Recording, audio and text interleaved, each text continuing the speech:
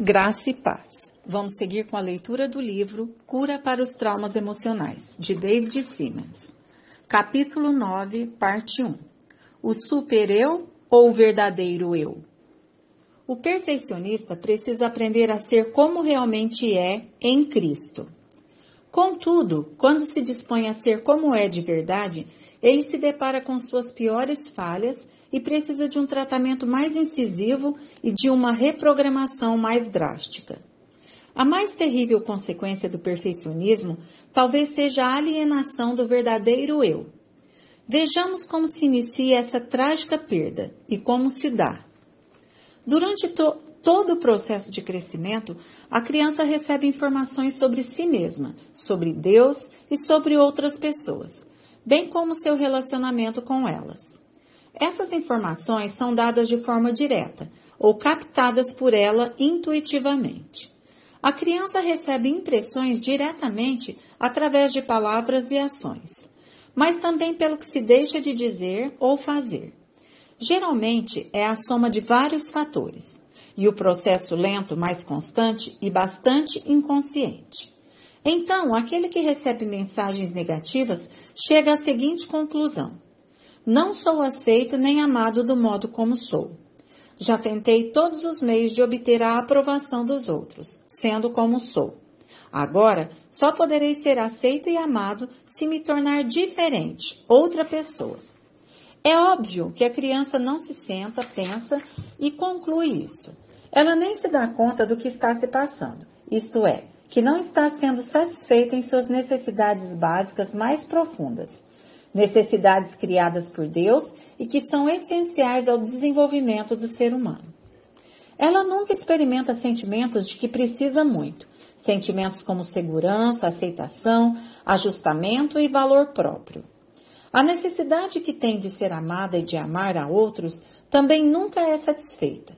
Em vez disso, forma-se nela uma crescente e profunda ansiedade, bem como sentimentos de insegurança, desvalor e rejeição.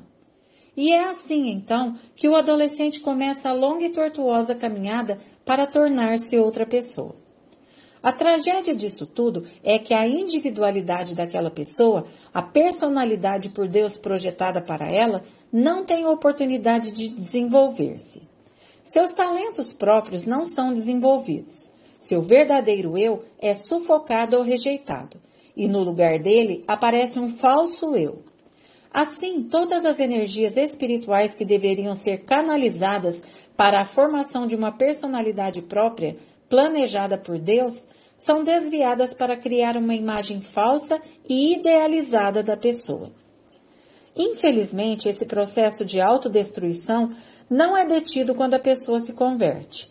O perdão e a amorosa aceitação de Deus e sua graça penetram apenas algumas das camadas mais externas deste eu irreal, imprimindo-lhe um novo espírito de sinceridade.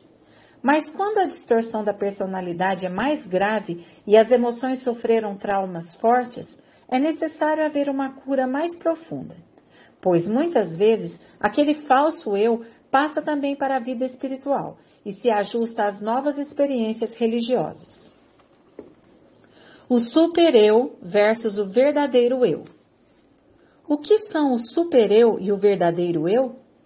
O super-eu é uma imagem falsa, idealizada, que acreditamos precisar ter para sermos aceitos e amados pelos outros. O super-eu é uma ideia imaginária que temos de nós mesmos.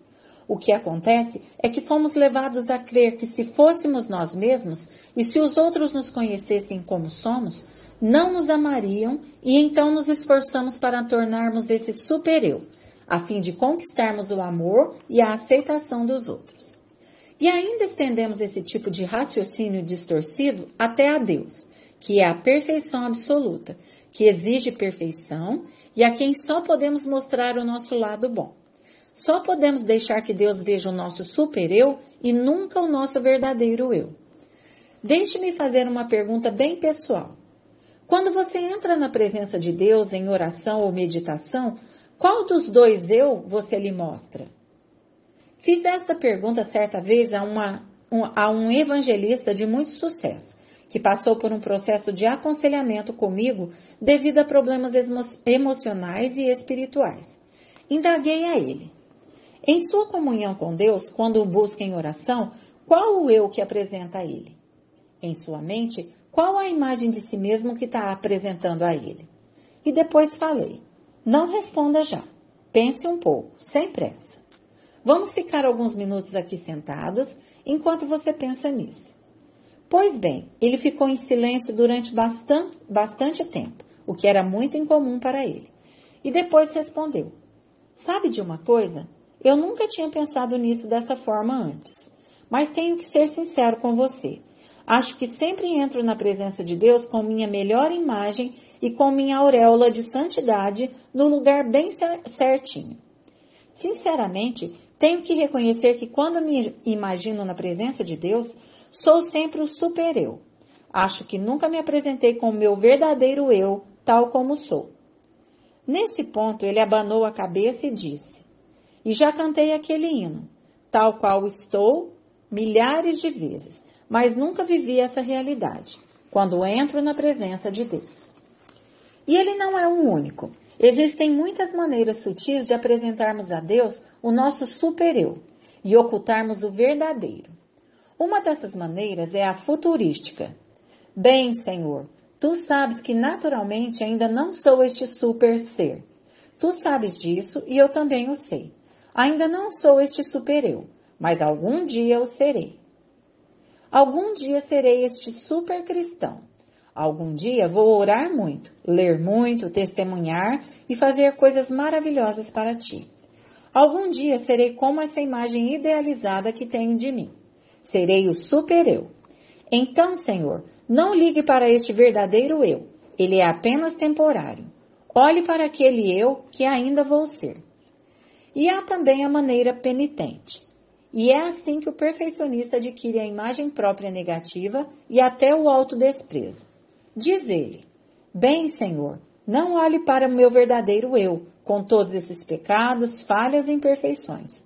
Não olhe para ele, pois estás vendo o quanto desprezo esse verdadeiro eu, não estás? E acredito que tu também desprezas esse meu verdadeiro eu, com todas as minhas falhas e imperfeições. Mas tu sabes quais são as minhas metas, Senhor. Já que o Senhor odeia esse meu verdadeiro eu, como eu o odeio, pode ver que estamos do mesmo lado e, portanto, sou realmente o super-eu. E desse modo, sutilmente, a autodepreciação se torna uma perpétua mortificação para impressionar a Deus. Então esperamos que Ele nunca veja o nosso verdadeiro eu, mas olhe somente para o nosso super-eu. E como Deus não tolera esse nosso verdadeiro eu, feio e horripilante, e como estamos sempre dizendo a Ele que também não suportamos, Ele deve estar muito impressionado com os nossos altos valores e deve perceber como realmente somos e, portanto, aceitar-nos e amarmos. O mal disso é que o nosso verdadeiro eu ficou emocionalmente preso em algum dos níveis da infância. E é por isso que a nossa personalidade às vezes produz atitudes tão infantis. Ficamos parados em algum ponto do passado. Nunca crescemos realmente. É claro que fisicamente temos o corpo de um adulto, mas espiritual e emocionalmente vivemos num plano de imaturidade. Que Deus te abençoe, uma ótima semana e até amanhã.